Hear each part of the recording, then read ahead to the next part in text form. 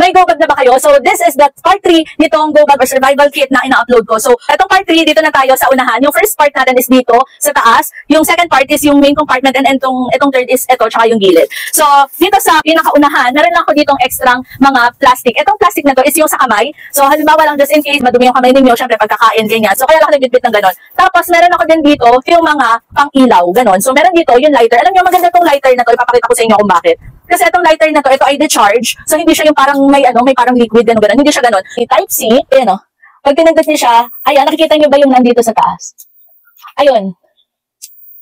Ayan. So, yung nandito sa taas, yun lang yung ilalagay nyo doon sa, kung ano yung sinisindihan nyo, nagpapaapoy kayo, di ba? So, maganda to kasi decharge siya and safe na safe siya kasi wala siya ng liquid. So, kung halimbawa meron kayo ng mga power banks, so okay na meron kayong ganito, di ba? Kasi hindi na kailangan ng maghanap halimbawa kasi yung posporo, paano pag nabasa? Ito, waterproof pala yun ha. Waterproof itong lighter na to. So, kaya ito talaga yung binili ko na lighter. Para kung halimbawa mabasa, okay lang, safe pa rin siya. Makakapag-produce pa rin kayo na apoy. Meron din tayo nito. Glow stick na to, ito yung kunyari, as in naubos na yung battery ng mga flashlight niyo, ng mga bit ng mga pailaw. Itong glow stick na to, ibebend nyo lang siya, ibebreak nyo lang siya na gano'n, kasi ilaw na siya. So, matagalan to. So, meron kami at least dalawa nila mama at papa. Meron din ako nitong yung disposable towel. Itong towel na to, halimbawa, kunyari, sobrang alikabok na ganyan. So, lalagay nyo lang siya, basta nyo lang siyang konting tubig, tapos lalaki na yung towel, tapos palang kayo pang magpunas ng mukha or kung ano man, mga ganyan. Tapos meron lang din ako dito prepare na mask. Tapos ito pala, meron din kaming 16-in-1 na tools, which is yung merong screwdriver, meron siya nung parang kutsilyo. Medyo mahirap pa siya ngayon kasi hindi ko pa natatanggal. Pero yun, meron din na siya ditong gunting. So, sobrang kompleto nito. 16-in-1 na multi-purpose tool to. So, malaking tulong din to, lalo na kung yun nga, halimbawa, gagawa kayo ng mga bangka, ng mga shelter, ng mga bahay, ganyan. Next naman natin is dito sa baba. So, dahil nga babae naman tayo, no? So, meron ako ditong nilagay ng mga tampons, mga napkins, ganon. So, kung halimbawa, lalaki naman kayo, may iba pa kayo pwedeng ilagay dyan sa ilalim.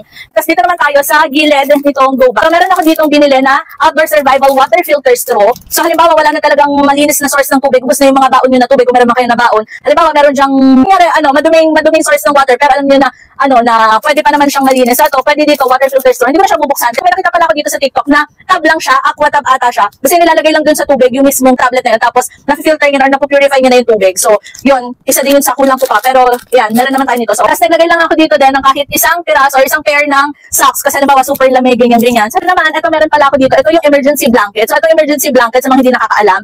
Ito yung halimbawa, sobrang lamig na talaga, ginaw na kayo, tapos hindi na kaya nung jacket ninyo, ganun. So, maganda naman ako yung emergency blanket kasi ito, talaga nakatulong siya dun sa lamig. So, ito okay to, halimbawa sa mga bahagan nung ganun, di ba? So, ito, nandito lang, naglagay lang din ako dito. Ito yung papel na to, itong notebook na to. Nandito lang yung mga important details namin, ni mama ni papa ako, tapos yung mga, kung ano-ano pang mga files, so dyan nakasulat, just in case. Tapos, again, meron lang din dito sa labas na electrical tape, pero meron na electrical tape sa loob, just in case ang nakailangan ng urgent na electrical tape, meron tayo yan. So, ayan, dalawang, tong emergency blanket ko.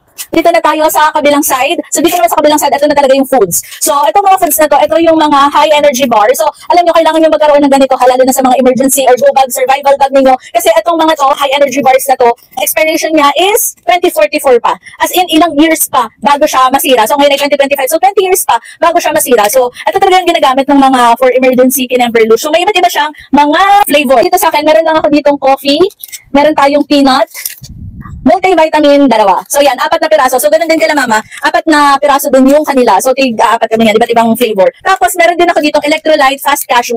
Anong talagang hinang-hinana kayo. Ito ay, pwede nyo, chewable pala. Ayan, so chewable. So, nana kayo, ganyan-ganyan, wala na kunyari kayo pagkain. So, kailangan nyo na electrolyte. Kaya ako naggawa ng ganyan. Tapos, nag din ako ng picture, family picture. Tapos, yan, family picture. Para, kailangan nyo to ha, huwag nyo kakalimutan to. Kasi, halimbawa, sabihin nyo, kunyari, nagkahiwa-hiwalay kayo na nagkahiwa-hiwalay kunyari kayo ng family ninyo. So, pwede nyo sabihin, nakita nyo po ba to? Kasi diba, ang hirap na, nakita nyo po ba yung matangkad na maputi na ganito na ganyan? So, ang hirap i-explain. So, maganda, meron kayong picture ng family nyo at sa likod is yung mga pangalan at details nila. So, sa akin dito, pati yung asa namin, si Luna siya kasi Sky, nakasulat siya dito. So, ayan, nakalagay pa left to right, top to bottom, kasi iba't iba yung mga pwesto nila. So, ayan, kailangan meron kayong ganito, make sure na kasi nakalaminate pala to ha, para just in case, kunyari, baha or basa, maulang, ganyan, hindi maaano yung picture. So, nakalaminate siya. Make sure na meron kayong ganito, kailangan yan. Nandiyan ko itong bag naman ni mama. Ito yung isang flavor nung high energy bar, salty. Ayan, so halos yun lang naman kasi talaga nung laman nung bag ko, yung bag ni mama tsaka ni papa, yun lang. Mas madami lang yung sa akin dahil dun sa documents, ganon. Pero ito yung isa sa, ayan, ito, another first aid kit. Tapos meron din pala dito, compass, ayan. So, isa lang to, nakipapa lang yung ganito. So, titignan ko kung makakakuha pa kami ni mama. Pero kung meron kayong compass, go na kayo ganyan. May sell din siya, tapos meron na din siyang tali. So, pwedeng isukbit sa inyong leeg.